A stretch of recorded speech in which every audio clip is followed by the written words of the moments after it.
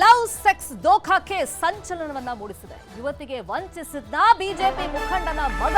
ಗಂಭೀರವಾದಂತ ಆರೋಪ ಆತನ ಮೇಲೆ ಕೇಳಿಬಂದಿದೆ. ಮದುವೆ ಆಗೋದಾಗಿ ನಂಬಿಸಿ ಮದುವೆ ಹೆಸರಲ್ಲಿ ಯುವತಿಗೆ ವಂಚನೆ ಮಾಡಿರುವಂತ ಆರೋಪ ಬಿಜೆಪಿ ಮುಖಂಡನ ಮಗನ ಮೇಲೆ ಕೇಳಿಬಂದಿದೆ. ಸ್ಕೂಲ್ನಲ್ಲಿ ಫ್ರೆಂಡ್ಶಿಪ್ ಆಗಿದೆ, ಕಾಲೇಜ್ನಲ್ಲಿ ಪ್ರೀತಿಯಾಗಿದೆ. ಗಂಡು ಮಗುವಿಗೆ ಜನ್ಮವನ್ನ ಕೊಟ್ಟಿದ್ದಾಳೆ ಯುವತಿ. ಈಗ ಕೃಷ್ಣ ಜೆ ರಾವ್ ವಿರುದ್ಧ ವಂಚನೆ ಮಾಡಿರುವಂತ ಆರೋಪ ಕೇಳಿಬಂದಿದೆ. ಬಿಜೆಪಿ ಮುಖಂಡ ಜಗನ್ನಿವಾಸ ರಾವ್ ಪುತ್ರ ಕೃಷ್ಣ ಮದುವೆ ಆಗೋದಾಗಿ ಆ ಯುವತಿಯನ್ನ ನಂಬಿಸಿ ದೈಹಿಕ ಸಂಪರ್ಕವನ್ನ ಬೆಳೆಸಿದ್ದಾನಂತೆ. ಈಗ ಮಗು ಆಗ್ಬಿಟ್ಟಿದೆ.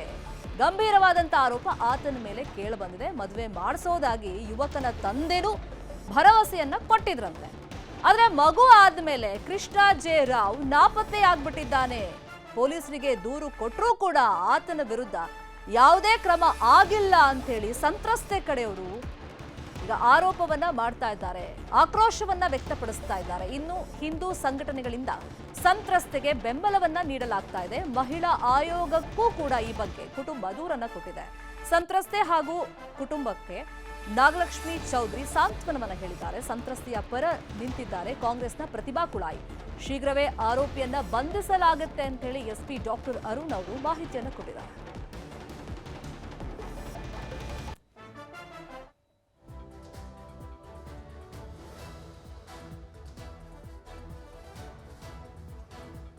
ಸೊ ಇದಕ್ಕೆ ಪುತ್ತಿಲ ಪರಿವಾರ ಯಾವ ತರ ಉತ್ತರವನ್ನ ಕೊಡುತ್ತೆ ಅಂತ ಹೇಳಿ ಒಂದು ಕುತೂಹಲ ಇತ್ತು. ಅಂದ್ರೆ ಆ ಟೀಮ್ ನ ಸದಸ್ಯನ ಈತ ಫೋಟೋ ಕೂಡ ಒಂದಿಷ್ಟು ವೈರಲ್ ಆಗಿತ್ತು. ಈ ಬಗ್ಗೆ ಇನ್ನಷ್ಟು ಡೀಟೇಲ್ ಆಗಿ ಇನ್ಫಾರ್ಮೇಶನ್ ಕೊಡ್ತಾ ಹೋಗೋದಕ್ಕೆ ನೇರ ಸಂಪರ್ಕದಲ್ಲಿ ಕನೆಕ್ಟ್ ಆಗಿದ್ದಾರೆ ನಮ್ಮ ರಿಪೋರ್ಟರ್ ಕಿಶನ್ ಶೆಟ್ಟಿ. ಕಿಶನ್, ಈಗ ಬಿಜೆಪಿ ಮುಖಂಡನ ಮಗನ ಮೇಲೆ ಗಂಭೀರವಾದಂತ ಆರೋಪ ಕೇಳಿ ಬಂದಿದೆ. ಈಗ ಪೊಲೀಸರು ಕೂಡ ಸರಿಯಾದ ರೀತಿಯಲ್ಲಿ ಕ್ರಮ ಕೈಗೊಳ್ತಾ ಇಲ್ಲ, ಆರೋಪಿಯನ್ನ ಬಂಧಿಸ್ತಿಲ್ಲ ಅನ್ನೋ ಆರೋಪದ ಜೊತೆಯಲ್ಲಿ ಈಗ ಪುತ್ತಿಲ ಪರಿವಾರದ ಸ್ಪಷ್ಟನೆ ಏನು ಈ ವ್ಯಕ್ತಿ ಬಗ್ಗೆ?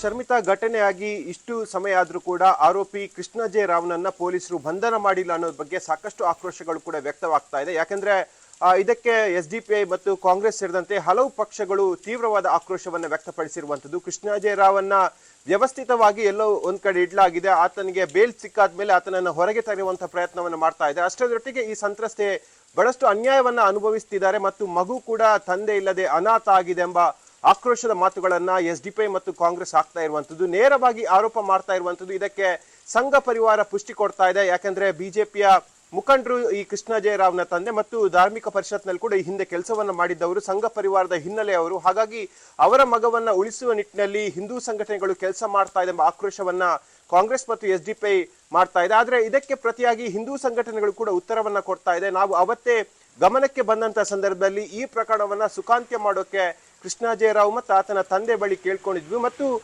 ಅವರು ಕೂಡ ಆ ಸಂದರ್ಭದಲ್ಲಿ ಒಪ್ಕೊಂಡಿದ್ರು. ತನ್ನ ಮಗನಿಗೆ 21 ವರ್ಷ ಆದ ಬಳಿಕ ಮದುವೆ ಮಾಡಿ ಕೊಡ್ತೀನಿ ಅಂತ ಹೇಳಿ. ಆದ್ರೆ ಇದೀಗ ಅವ್ರು ಸಿಗ್ತಾ ಇಲ್ಲ. ಆದಷ್ಟು ಬೇಗ ಅವನನ್ನ ಹುಡುಕ್ಬೇಕು ಮತ್ತು ಅವರಿಬ್ಬರನ್ನ ಮದುವೆ ಮಾಡಬೇಕು ಅನ್ನೋ ಆಗ್ರಹವನ್ನ ಹಿಂದೂ ಸಂಘಟನೆಗಳು ಮಾಡ್ತಾ ಇರುವಂತದ್ದು. ಶರ್ಮಿತಾ, ಫಾಲೋ ಅಪ್ ಮಾಡಿ ಸುದ್ದಿನ. Thank you so much Kishan, ಈ ಕ್ಷಣದ ಮಾಹಿತಿಯನ್ನು ಕೊಟ್ಟಿದ್ದಕ್ಕೆ.